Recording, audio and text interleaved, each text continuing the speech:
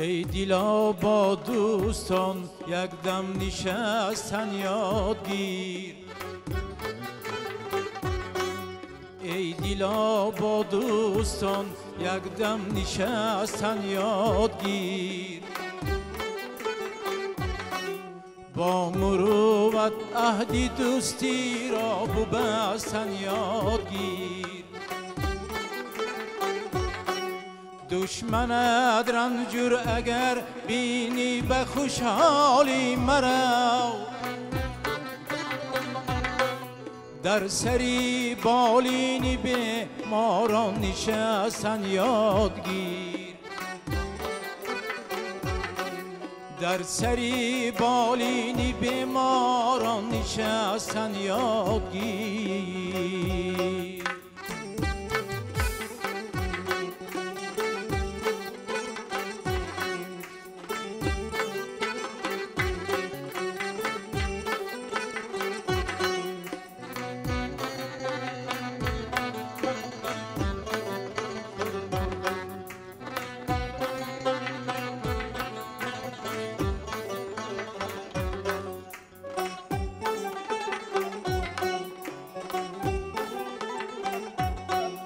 کاسه شهد بد است آید به دوستان نوش کن. کاسه شهد کی زهر باشد شکستن یاد گیر. عمری خود را صرف کن در صحبتی مردان عقل، عینی حالت صحبتی بیهوده رستن یاد گیر. عمری خود را صرف کن در صحبتی مردان عقل، عینی حالت صحبتی بیهوده رستن یاد گیر.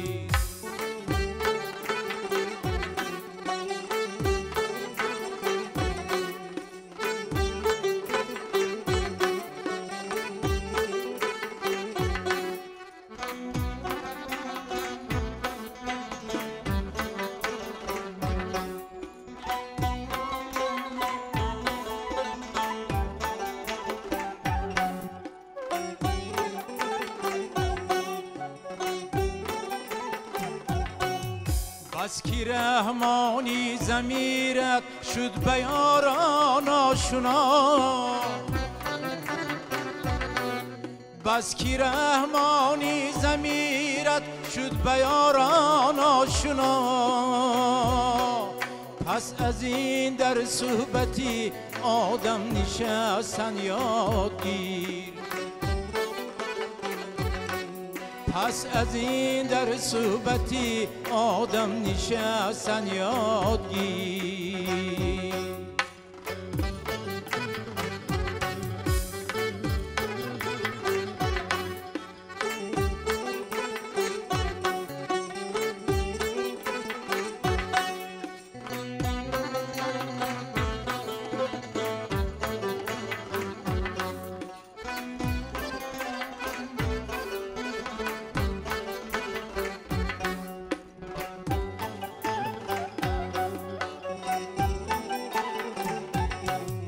ای دیلا با دوستان یک دم نشستن یاد گیر.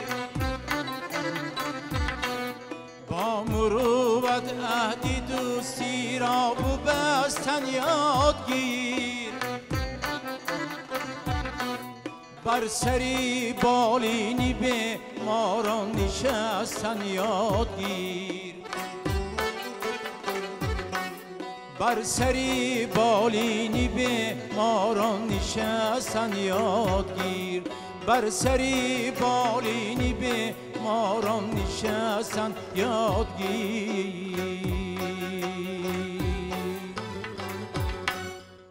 شماتون بخیر تماشابینان عزیز تلویزیون سفینه. این مرتبه با یک برنامه تازه خاطره ها روی اکران هایتان پدید آمدیم و تصمیم گرفتیم اطراف یک هنرمند حرف بزنیم که در دنیای موسیقی تاجیک اصلا به عنوان یک هنرمند معنی سرا ثبت نام کرده است.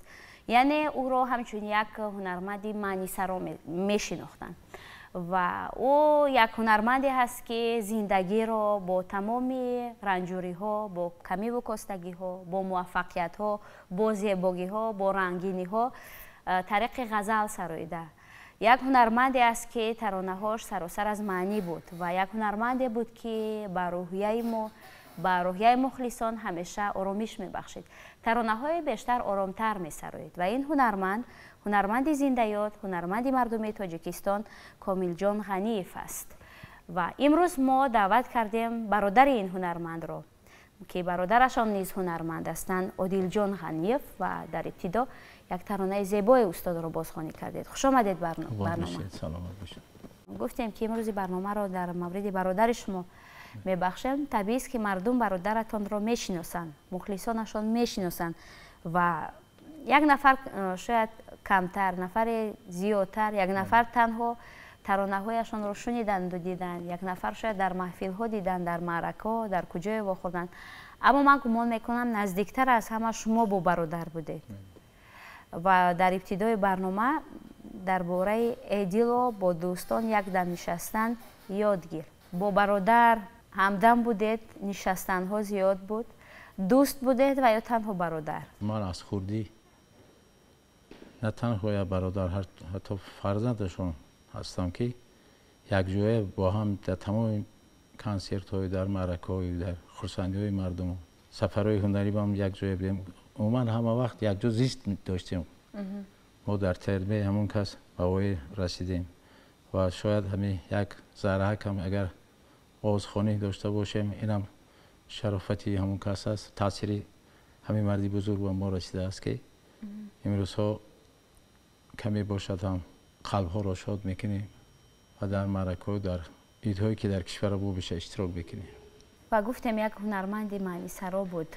شما با این هنرمند بیرون از حدود اویلوی کی همکاری کردید؟ در نظر دارم کی شما را به دنیای موسیقی وارد کردن؟ دوران خردسالی در خاطرم خوب نقش مونده است. خانه ما یک توی خانه را شهادت میداد که چون که آهنگسازان جمهوری خانه ما مهمان میشتن، نوازنده های چیرده است. ما از پس تیرزه های از درها تماشا کرده از اونها لذت میبردیم و شاید که تاثیر همون وقت در خوردی تاثیر این کسا با ما رسیده است که با آرزو میکردیم که با مانند اینها یک جوشینی با موسیقارا یک جای یکون چیکار کنیم، یک آهنگ بسازیم و شاید که مثل برادر ما در معرکه اشتراک کنیم. یک حواسی در دلش کنیم، ارمانای دل بود و امروز من در عائله هنرمند به دنیا آمدم.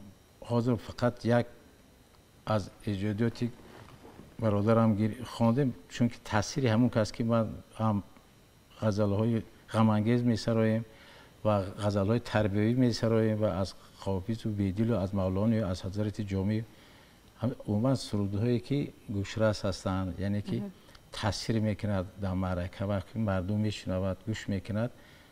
همین با همین ما عقده های دلی خود را خالی میکنیم و با سراییدن، یعنی که هم سرودهای تربیوی مثال هستن. جوانای ما بسیار جوانای خوشبختری نازی داریم که بعد سرودهای مزنن بلند رو گوش میکنن.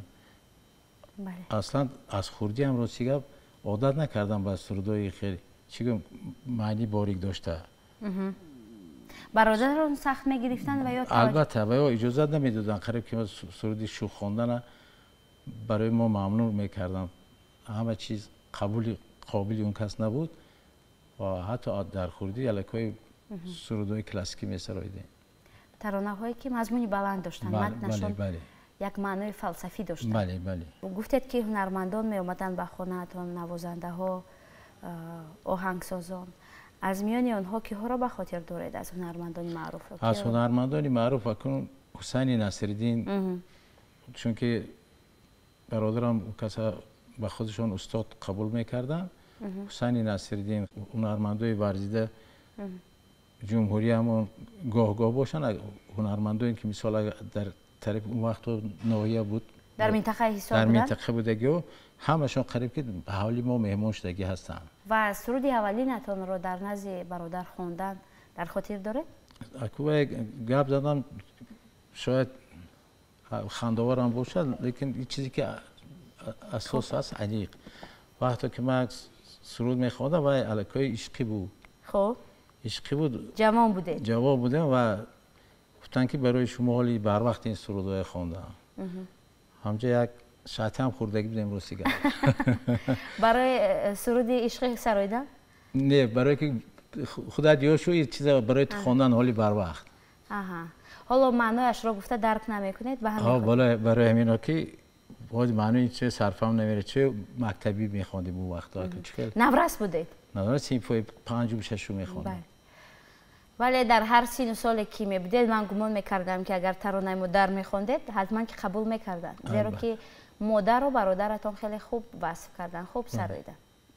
ترانه مادر برادر رو بازخوانی میکنیم که چون مادرش ما نیست هست. برای مادرش البته باز یک با همراهی آنکاسپان سرود مادر رو به سمع شما میرسونیم. باشد، مرحمت.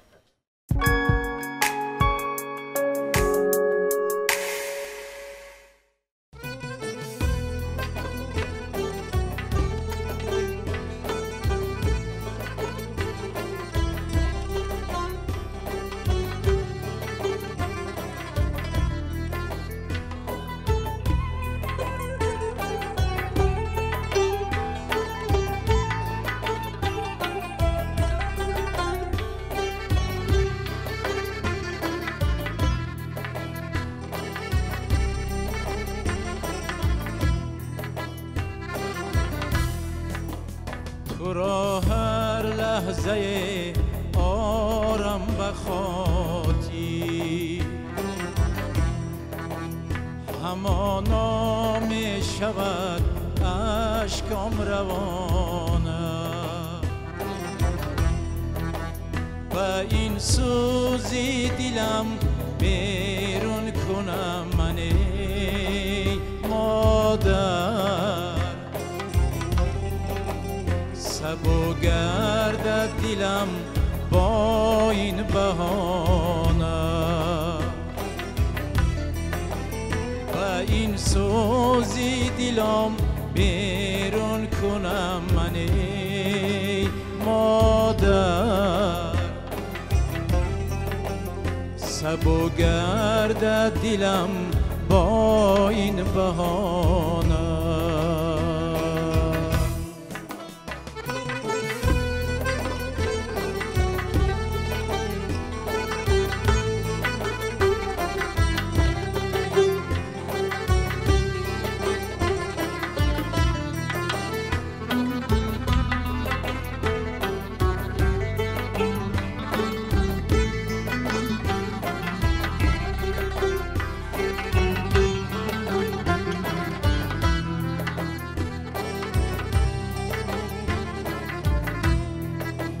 چرا ای مادر از دنیا گذشتی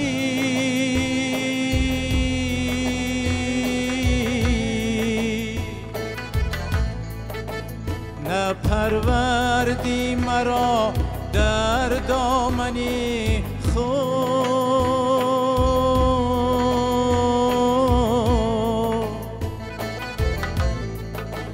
ندیدم چشم رو یت را بسیری مادر دلم در حسرتت آب و ادا شد ندیدم چشم رو یت را بسیری مادر دلم در حسرتت آب و ادا شد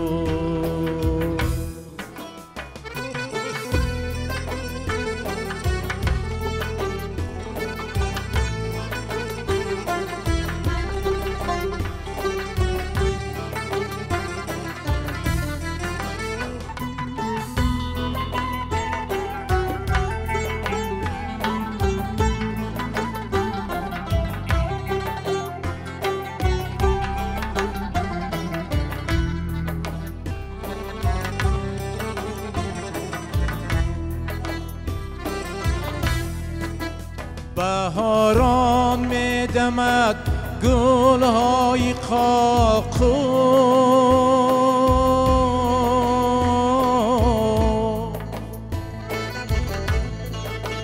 برای مرقدت با خود نمایی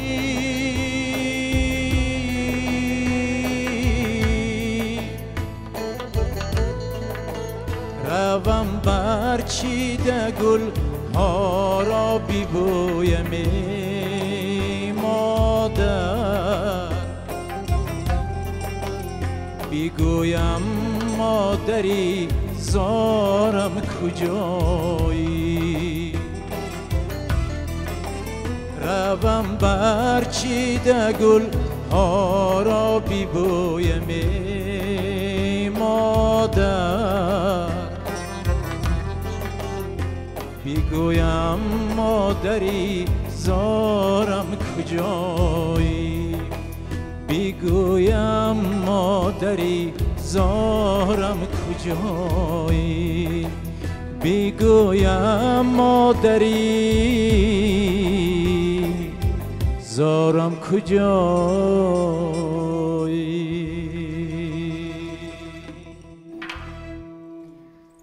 تشکر زیاد آقای عادل جان. از نبودن ما در سراییدن این یک نقطه ضعف ما است.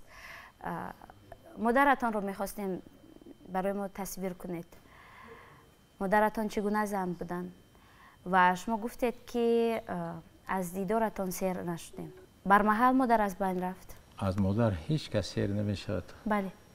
از جمالش، از نگاهش، از تبسمش هیچگاه یگان انسان من ندیدم که سیر باشد. اکنون از شاعر نویسه است ما انتخاب کردیم، خیال کردم برای ما نوشتگی. بله. و من گمان میکنم که هر نفر که گوش کند گویا که برای مادری او سراییده باید هم بخیل باشه. بله. خیلی زیبا. این ترانه کی سراییده شد؟ این ترانه خیلی چند سالها شد. این اگر خطا نکنم از 15 سال 15 سال 18 سال عمر حتی زیادتر هم باشد. یعنی اون زمان مادر شما در دنیا نبودن؟ که کامل جان میسراییدن این سروده.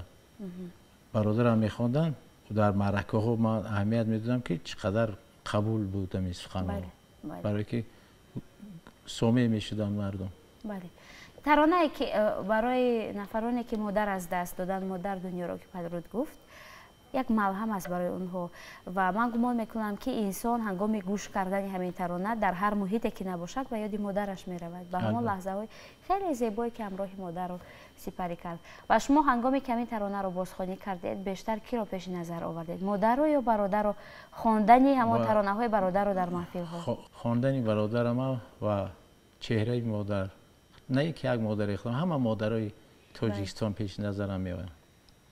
همشون. هر یک مادری اگر در کوچه یا در بازار یا در دگان اتوبوس میگیم در کجای بینم اگر مادری که کم قامتش خم گشته، البته من با مادر خودم شباهت میکنم. یعنی که سیمای مادر رو از اون از دیگر مادرها تا حاضر از خیال میکنم که هستن. تاثیرناک خواندن و هر خیلی هنرمند نصیب نمیگرده. وقتی اگر یا که متن معقول بیاد به فکرم و تاثیر میسه روی جا که سخن و لوگیک کند، منم خیلی قبول میکنم. اگر سخن از دل امون هنرمند برای من گمان میکنم خیلی خوب میبره. اگر از قلبش برای بله. و همراهی برادر تخمینا در کجاها بودید؟ در کدام سفرها بودید؟ من حتی همیشه گفتم میتونم که 4 روز پیش از مرگشان در معرکه بودم. در معرکه بودید؟ معرکه 4 روز تخمین علیقش 4 روز پیشتر. چند سال با هم گویم که برادر نه و همکار بودید؟ زیاده از 40 سال گویم من با هم یک جای گشتم.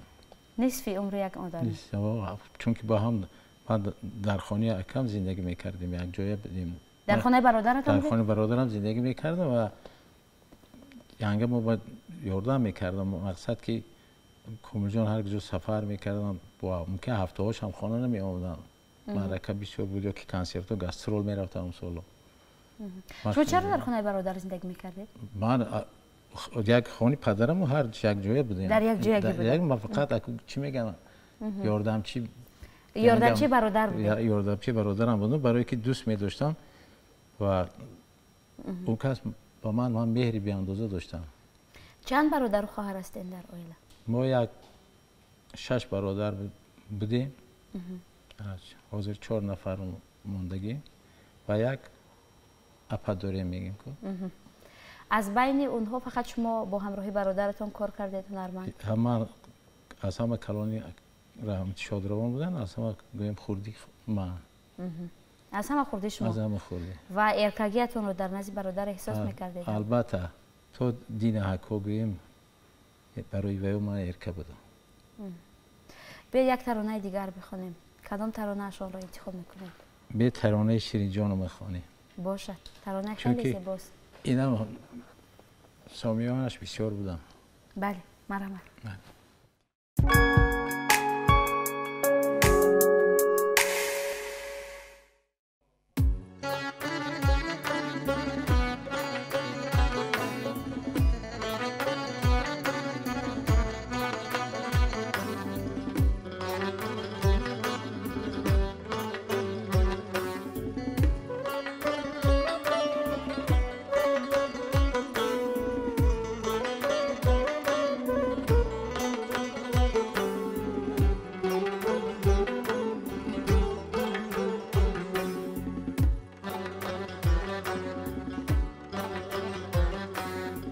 شیرین جانم صدا کردی و رفتی،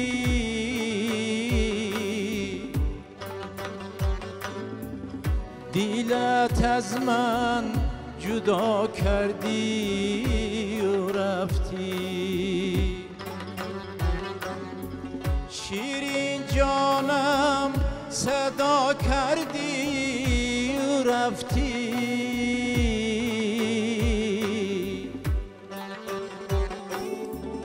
دلت از من جدا کردی و رفتی، دلت از من جدا کردی و رفتی.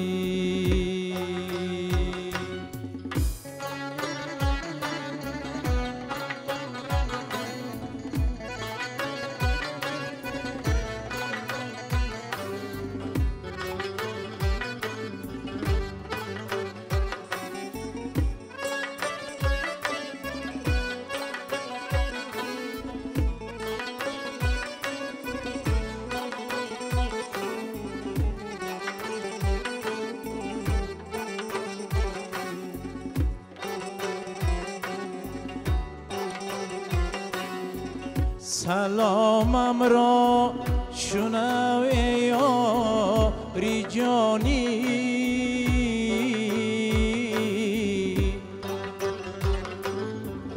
نوشتم نامه از مهربانی. اگر دانی زبانی مهربانی،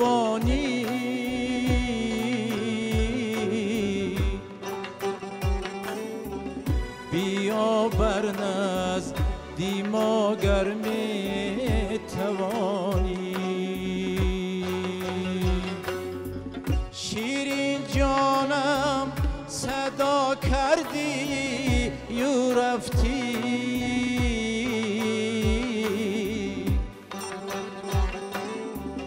دلت از من جدا کردی و رفتی، دلت از من جدا کردی و رفتی.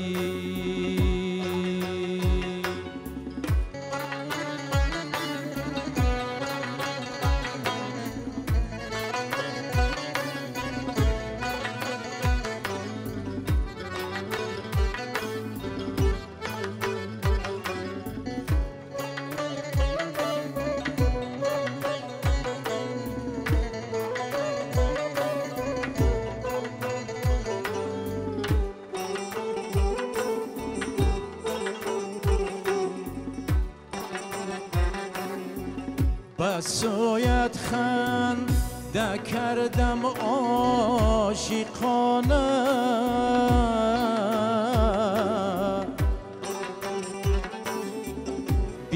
رفتی از برم با صد بهانه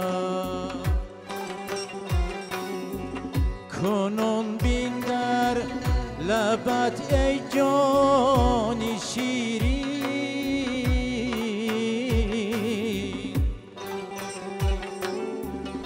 پی دندانی من مانده است نشانه شیرین جانم صدا کردی یو رفتی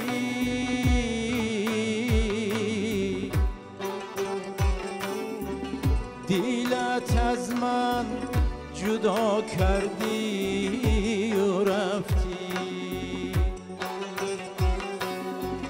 دیلت از من جدا کردی و رفتی دیلت از من جدا کردی و رفتی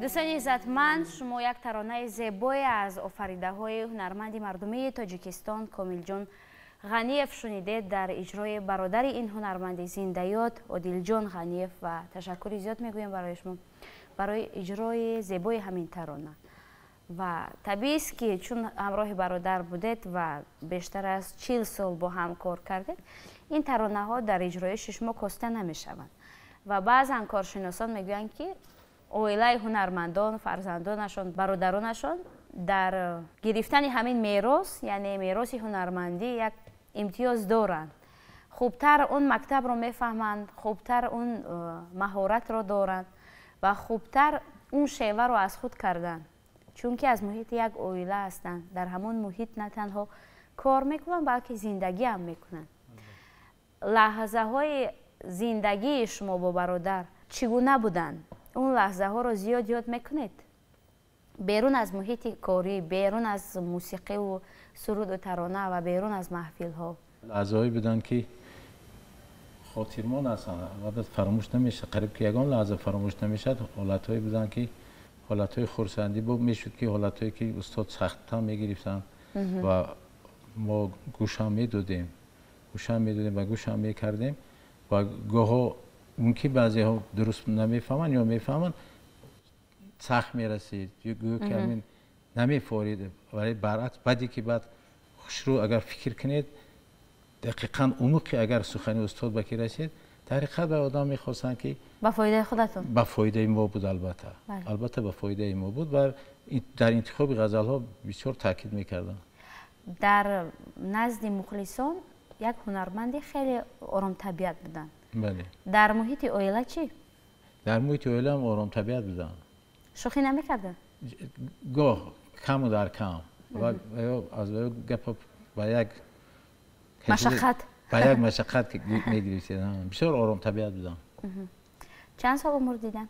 72 ببینید 72 سال عمر دیدن و تا لحظه های واپسین عمر در میان مردم بودن ترانه میخوان گفتم 4 روز پیش حتی از مرگشان در یک محفل بودیم و اونجا خرسندانه خوشبختانه بسیار دوستاشون در اونجا بودن و گفتن که کامل جان خیر شما کنین کمتر استراحت کرد با ما عادل جان سرایت بسیار مقصد که شما قدر دارید الکایی که مقصد که نامبردار شما هستن انشالله میگن که بعضی انسان ها مرگ رو احساس میکنن برادرتون یگان سخن هایی که خاراکتری واپسینی داشته باشد خیربادی داشته باشد میشنیدید لحظه های آخر گاه در تنهایی میگفتن که خودم میدونم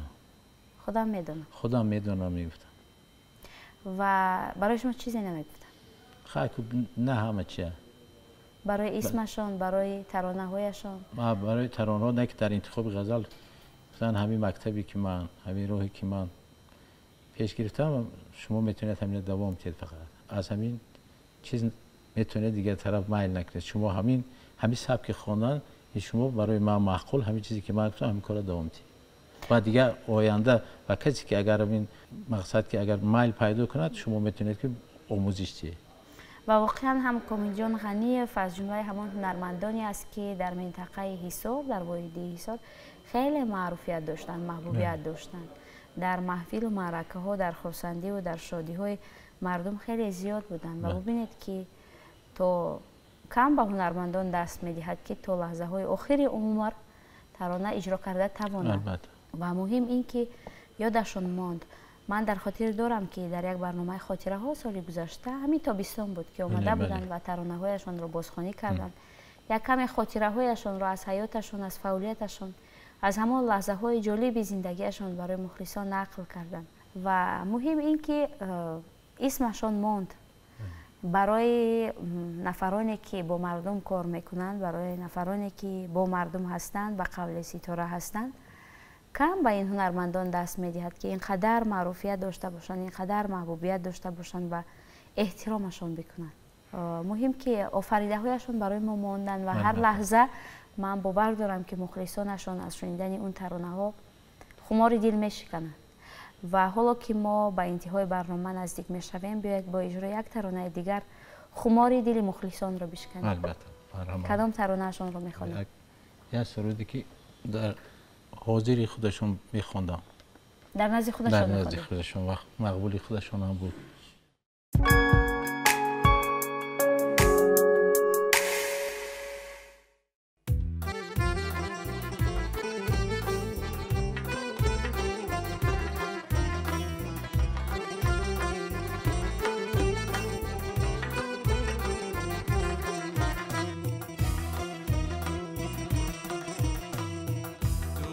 وقتی سحر از غوث نجاتم دادم، اندر آن ظلمت شب آبی حیاتم دادم. بی خود از ششعی پرتبی ذاتم کردم، باد از جامی تجلی صفاتم دادم. باد از جامی تجلی صفاتم دادنه.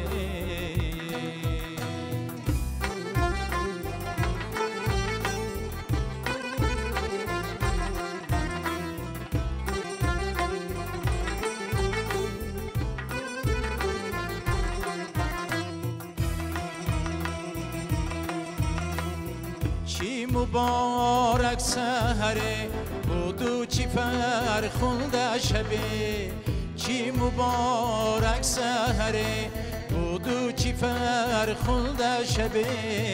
آن شبی قدر که آن تازه براتم دادم.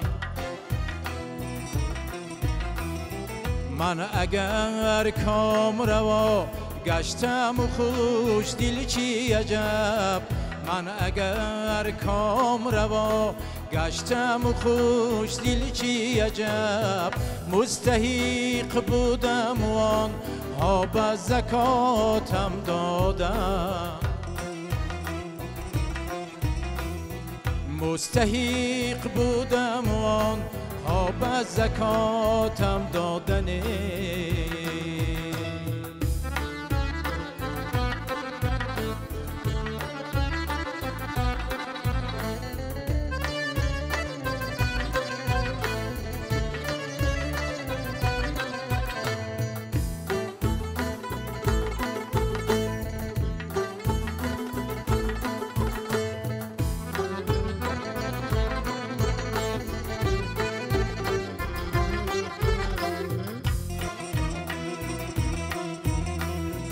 این همه شهد و شکر که سخنم میریزد، این همه شهد و شکر که سخنم میریزد. اجری صبرست که از آن شاخی نباتم دادن.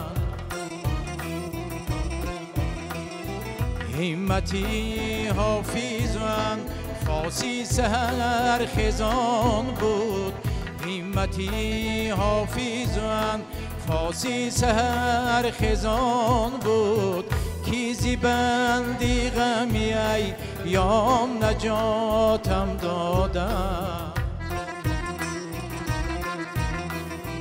دوش وقتی سحر از غصه نجاتم دادن اندر آن ظلمت شب آبی حیاتم دادن اندر آن ظلمت شب آبی حیاتم دادن